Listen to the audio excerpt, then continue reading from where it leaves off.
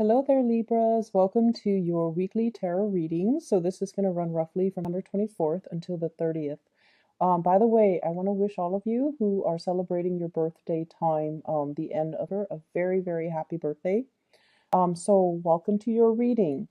First of all, I feel like you definitely have a lot of love and emotions for someone, and this person is stirring up a lot of affection within you. Like you really care about this person.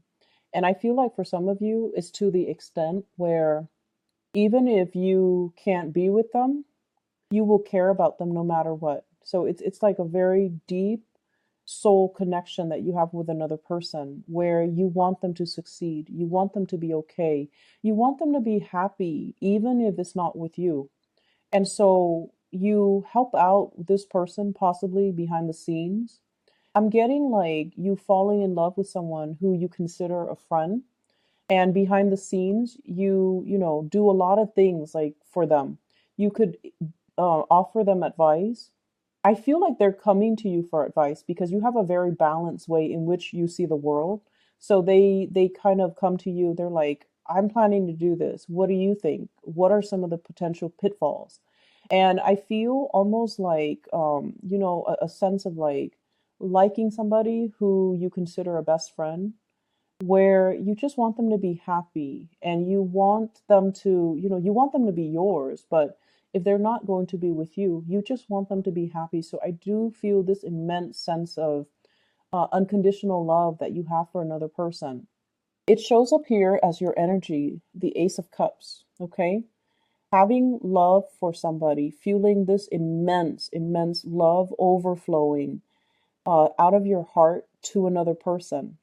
And I feel almost like there is something here in the spread that's telling me something is not getting off the ground.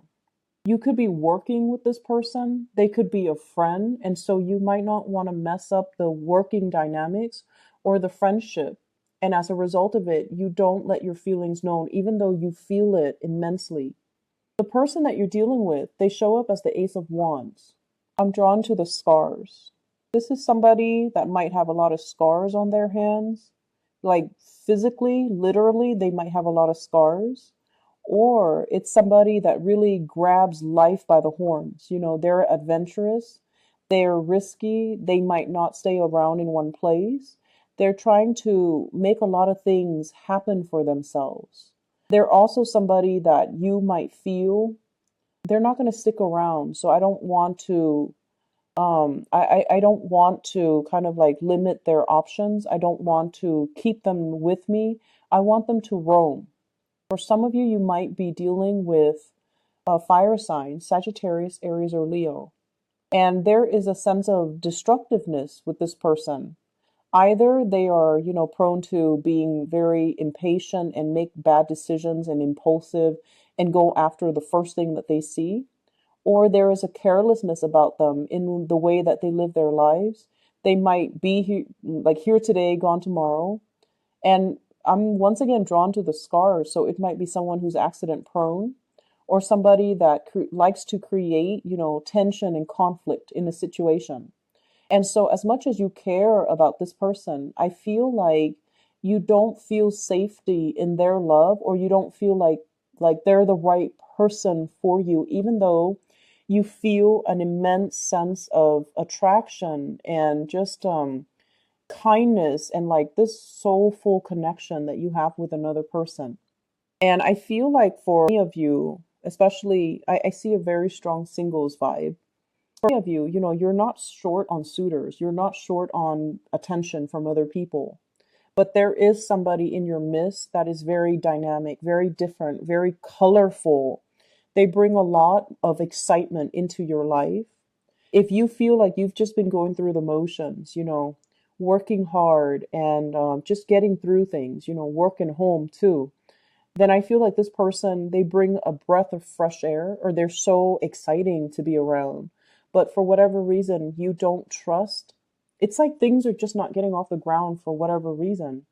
Um, taking two steps forward, one step back. It's like things are very, very slow, even though there's a lot of attraction and there's a lot of love. um something's not getting off the ground. So I'm inclined to believe like it might could be a friend that you're falling for, or somebody in your work environment, and you don't want to ruin the dynamics. The person could also have a lot of suitors. This is a card about communication and the arrows of love. She's kind of either pushing for the communication or she is blocking off the communication. It's somebody who is inundated by too many text messages, too many emails, too many messages, like through Messenger. So it's somebody that has a lot of attention that a lot of people like, and they might have a lot of things going on in their lives, and they're trying to sort things out. They're trying to manage, and they're trying to, they might have a lot of options as well. And so you see them as someone who's quite popular, very dynamic, very fun to be around, but you fear that as much as you love them and as much as you feel for them, you just you feel like they're not a safe choice. They're not a traditional type of a person that you would, normally go for. They're different. And so it can feel a little bit scary. It can feel a little bit scary. I feel like you're dating somebody or interested in somebody who is very different from the types that you dated in the past. So I feel like some of you, if you've been dating, for example, investment bankers, you're now drawn to, like a football coach. So it's like something very unconventional, and it's thrilling and exciting. It's somebody with a really good, like they have a lot of life experience under their belt, and it's somebody that has traveled a lot. It's somebody that is they see the world as a place to explore. And if they come to you and they're like, hey, let's go exploring, you feel like you can't really trust them to be a good relationship partner. Just because they're more adventurous, more daring, more of an adrenaline, you feel like you can't really trust them as a relationship partner. But I feel like your assessment might not be accurate. They might be, into the adrenaline rush, but that doesn't mean they're going to carry that into their relationship and say like, oh, I'm not monogamous, because one person's not enough for me. I don't feel that way. So I feel like, what they do to find the thrill in other areas of their life doesn't really translate over into their love arena. So I feel like you might need to, really look at this person and how their patterns in relationships and how they live their lives. But I feel like they're very honest and very truthful. But I feel like something's not really getting off the ground because you fear the connection. I feel like for others of you, there's another relationship partner as well.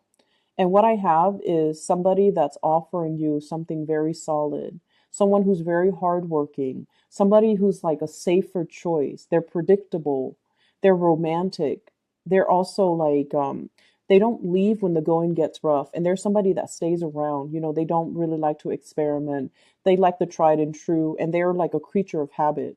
And I feel like it might be an earth sign, a Taurus, a Virgo, or Capricorn. And I'm also feeling like you might be drawn to a workaholic, not an alcoholic, a workaholic, someone that takes their jobs really, really, really seriously. They might be a little bit dull and boring, and they're all work, work, work, and they don't really talk about anything else. And I feel like you want to offer this person some fun, some excitement, but it just seems like you can never get past that friend zone, okay, for whatever reason.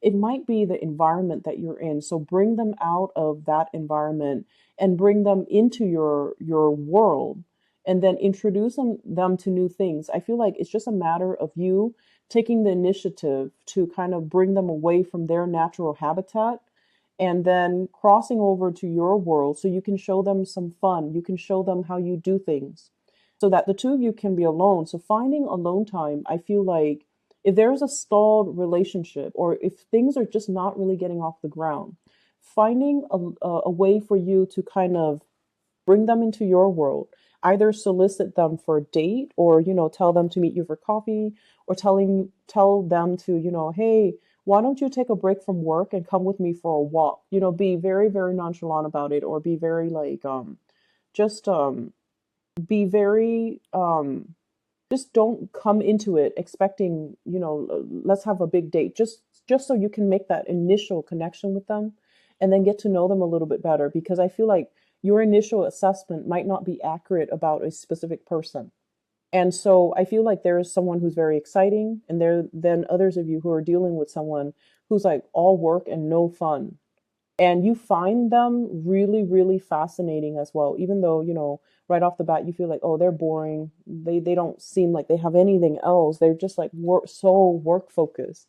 But I feel like your assessment of a person might not be accurate for this week. But either way, I feel of you are naturally very, very drawn to another person, and you want to spend the time with them. I see of you kind of like every time, in conversation with other friends or other people, if their name comes up, you kind of, it rattles you a little bit. And I see somebody like right outside your door, you're outside their door, kind of hovering, trying to rehearse in your mind like, what should I talk to them about? How should I need to plan out the conversation so that I have something to say. Otherwise there's going to be that awkward silence. So I feel like you're trying to rehearse a conversation in your head, or you're trying to think of like talking points so that the conversation doesn't lag, or there's no lull in the conversation, and that would in turns, create the awkward silence. I see you wanting to get to know somebody, wanting to like, get them out of their element so that you can get to know them more on a personal level. But nothing is really being done. It's like admiring somebody from afar, but there's no concrete actions taken from your end to make it a reality. Okay, so this is something we need to work on. We need to make our intentions a little bit more known, and we need to be a little bit more verbal with hey, let's why don't you take a step away from work and go for a walk with me or get some coffee with me. Or you can say like, you've been working really hard, you want to take a break and do this with me. I feel like that would be a really non-threatening, non-committal way to spend time with somebody in a platonic way without giving your intentions away. So if you don't want them to know that you like them, but you want to spend one-on-one time with them, it would be a really good way for you to, get your foot in the door. Okay. Um, Other areas of your life, Libras, I feel like the emotional life spilling into this spread here. And what I'm seeing here is we have the Justice card, which is your card. And what it's telling me is there needs to be a better balance of emotions and in the work environment, okay? Balancing out emotions in the work environment. And especially for those of you who are in positions of power, we have the Emperor here. This is someone who is very prominent, very revered and respected in the work environment. So if you are in a work environment where you're managing people, you're managing personnel, you need to learn to be very, very impartial and very fair. So that means treat one person the same way that you would treat another person. And, it seems very, very intuitive, right? But I feel almost like, and this is a natural inclination for all of us, we have people that we gravitate towards. We have people that we like more than others. We have people that we're a lot more compatible with than other people. And in a management position, we need to separate those personal relationships or those personal feelings in the way that we treat our personnel, in the way that we treat our coworkers, in the way that we treat other people. So erring on the side of fairness and integrity, I feel like that's going to be very crucial for you. It sets you apart as management material. And it also creates an environment, like a really good working dynamics in the team atmosphere where people can come to you because they know that you are very impartial, and they know that you are fair minded, and you won't, um, so that you will give proper advice to everybody. So I feel like, being a lot more impartial, being more understanding, and being a little bit more, it's like taking the moral road, okay? Taking the high road, living up to your true potential, being a really good leader, and being very impartial in how you deal with your subordinates. And then for others of you who are not in management, supervisory, positions, I almost feel like you might be experiencing this in a work environment. where you are admiring somebody because of their ability to solve problems or their ability to be very impartial and very fair. Even if they don't like somebody, they don't make it known. They just treat everybody like one person is exactly like the next. And I feel like that's really going to change, create like a paradigm shift within you. And I feel like you are in awe and admiration of this person. I see some of you as well, thinking about possibly shifting into a new work environment or having to travel a lot for work. I see you signing up for assignments. I see you as well. Um, I feel like we have here the Two of Wands and the Chariot. Both of these are travel cards, long distance travel, um, traveling in order to land a work assignment, traveling and then coming back and then disseminating information or sharing information. So I see like you traveling from one place to the next, or going from your branch to another branch, seeing how they do things, and then bringing that information and that knowledge back to your company and talking to a higher up, a supervisor or manager, and sharing the information. I see some of you as well, sometime for this week, being called upon to kind of like provide honest feedback on a person. And I feel like if you're one of your employees or one of your coworkers might put you down for a reference and you're getting some callback.